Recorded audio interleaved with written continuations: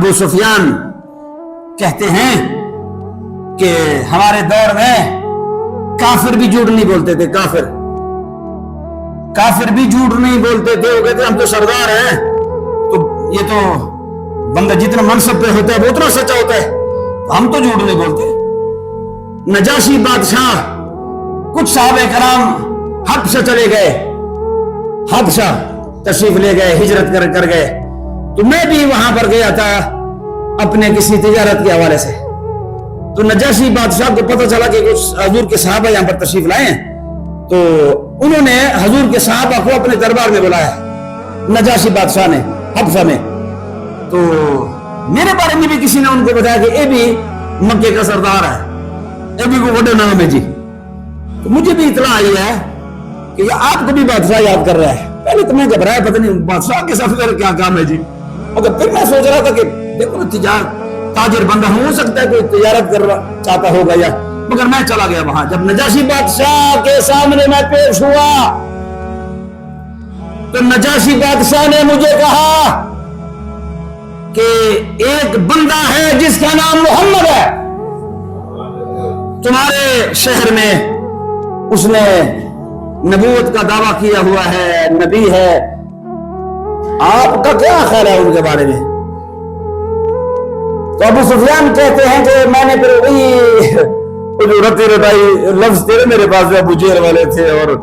ابو لہب والے، تو میں نے کہا وہ جادوگر ہے، وہ جادوگر ہے، وہ ساحر ہے، اور وہ مطلب یہ ہے کہ خاندانوں کو جدا کر دیا اور لڑائیاں شروع کرا دی ہے، اور یہ ہے کہ کرتے کرتے لمبی چھوڑی میں نے جب داستان سنائی نا جی، تو مجھے نجاشی بادشاہ نے کہا کہ یار بس کر، جو چیز میں پوچھتا ہوں وہ اس بات کا جواب دے دو، آپ کچھ اور کہہ رہے ہیں، میں کچھ اور پوچھنا چاہتا ہوں۔ آپ نے ساری تقریر سنا دی ہے، اب میں آپ سے سوال کرتا ہوں، ساری باتیں ہو سکتا ہے کہ ٹھیک ہو آپ کی، میں نہیں کہتا، آپ کہہ رہے، میں نہیں کہہ رہا، آپ کہتے وہ جادوگر ہے، اس نے یہ کر دیا، یوں کر دیا، وہ کر دیا، وہ ساری باتیں بقول آپ کے ہو سکتا ہے ٹھیک ہو، اور میرا سوال اور ہے، مجھے ایک اپنے سوال کا جواب دے دو، وہ یہ ہے کہ مجھے یہ بات بتا دو کہ وہ سب کچھ کرتا ہوگا، یہ بتاؤ وہ جھوٹ بھی بولتا ہے؟ ابو سفیان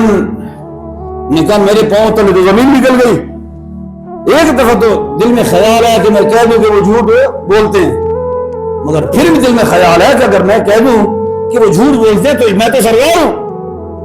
یہ کیا کہیں گے یہ بڑے لوگ جو ہیں، یہ جو نامی گرامی، یہ جھوٹ بھی بولتے ہیں۔ اور پھر میرے دل میں خیال آیا کہ جو سارا زمانہ جس کے بارے میں کہتا ہے وہ سچ کہتا ہے، تو میں اگر کہہ دوں گا کہ رسول اللہ جھوٹ بولتے ہیں تو میری دلیل تو ختم مل جائے گی۔ میں نے کہا جی میں اندر کی بات بتا دوں؟ جی بتاؤ۔ ابو سفیان نے کہا سچی بات یہ وہ میرا بھتیجا ہے، وہ میرا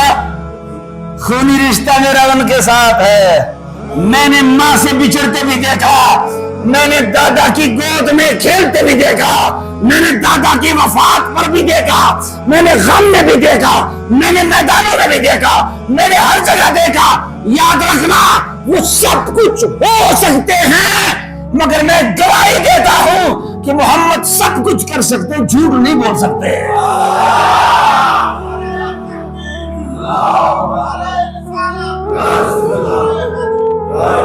تو مجھے نجاشی بادشاہ نے کہا ابو سفیان جو مخلوق کے بارے میں جھوٹ نہیں بول سکتے وہ خدا کے بارے میں کیسے جھوٹ بول سکتے ہیں؟ لہذا میں کلمہ پڑھتا ہوں کہ لا الہ الا اللہ محمد رسول اللہ۔